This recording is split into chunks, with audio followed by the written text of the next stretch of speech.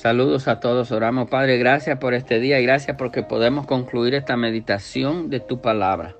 Permite que ella cumpla el propósito. Solo Dios sabe lo que puede hacer. Solo Dios sabe quién necesita y solo Dios sabe quién debe creer.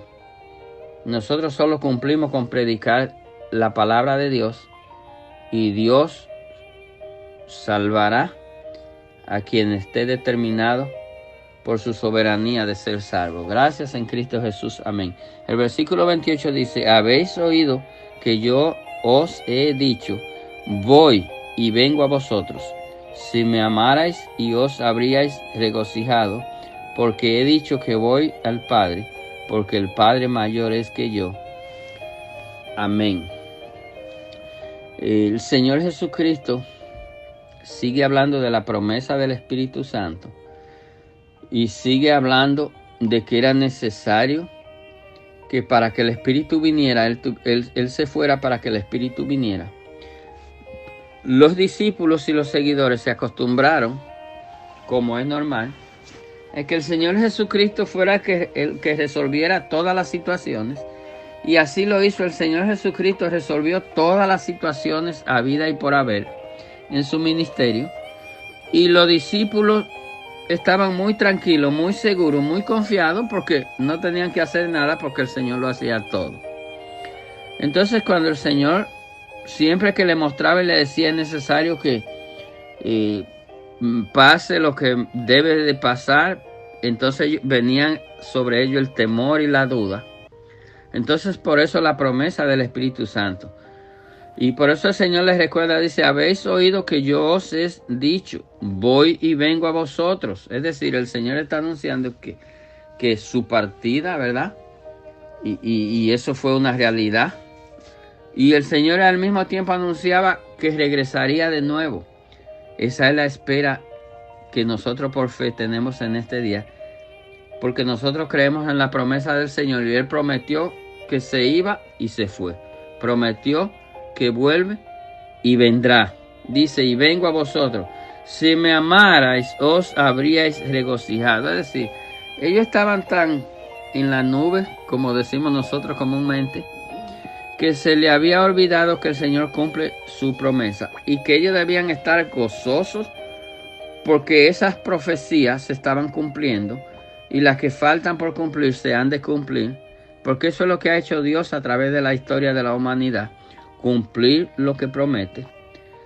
Pero la euforia de ellos y la alegría y la tristeza, alegría de tener el Señor y la tristeza de que se iba y ya ellos iban a tener que bandeársela, como decimos, por ellos mismos. Pero el Señor le está prometiendo que le iba a mandar el Espíritu Santo. El Señor le dice, porque os había regocijado, porque he dicho que voy al Padre, porque el Padre mayor es que yo. Esto es necesario explicarlo porque hay algunas religiones y algunos religiosos que entienden que porque el Señor dice eso, está diciendo que Él es menos, que Él es inferior que Dios. Pero recordemos que aquí está hablando el Señor, el hombre, el Hijo de Dios. Y el Señor, Hijo de Dios, Dios encarnado como hombre, el Señor vino a cumplir la voluntad de Dios el Padre. Entonces, si comparáramos a Dios el Padre con Jesucristo el hombre, sabemos que Dios el Padre es mayor que Cristo el hombre, porque Cristo el hombre es Dios encarnado, Dios hombre. Pero el Señor no está haciendo diferencia de tamaño ni de rango. El Señor está reconociendo que Él vino a cumplir una función que era menor que Dios, porque Dios fue que dio la orden. Entonces el hombre viene a cumplir la función de Dios, y por eso Él dice, el Padre mayor es que yo, ciertamente. Pero eso no quiere decir Jesucristo es Dios. Jesucristo tiene la deidad del Padre, o sea, Jesucristo es Dios mismo. Y que en el momento encarnado en el hombre, Dios era mayor. Pero Jesucristo, el Padre, el Hijo y el Espíritu Santo son una misma cosa. Son tres en uno. Y yo sé que esta es una teología difícil de entender para el que no es creyente.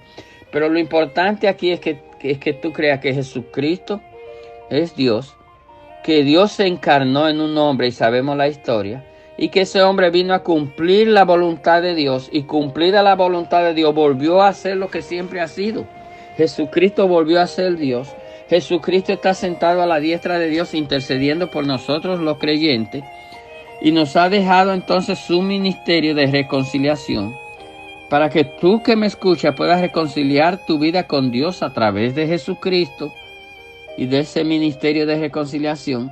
Entonces Jesucristo intercede por ti ante Dios después que tú entregas tu vida al Señor, porque es necesario que entregues tu vida al Señor, es necesario que reconozcas que eres pecador, es necesario que reconozcas que en tu condición de pecador no hay nada que hacer contigo, y que Dios tampoco va a hacer nada contigo si tú no entregas tu vida al Señor, que esto es voluntario, que eres tú quien debe, porque ya tú has escuchado la palabra, entonces el Espíritu Santo de Dios te va a redarguir y te va a recordar que eres pecador.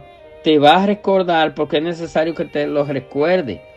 El pecador es necesario recordarle que es pecador y que si te agarraron a media base, si tú te mueres ahora mismo sin entregar tu vida al Señor, todos los mensajes que tú has escuchado y todo el llamado que te hemos hecho no te va a valer de nada.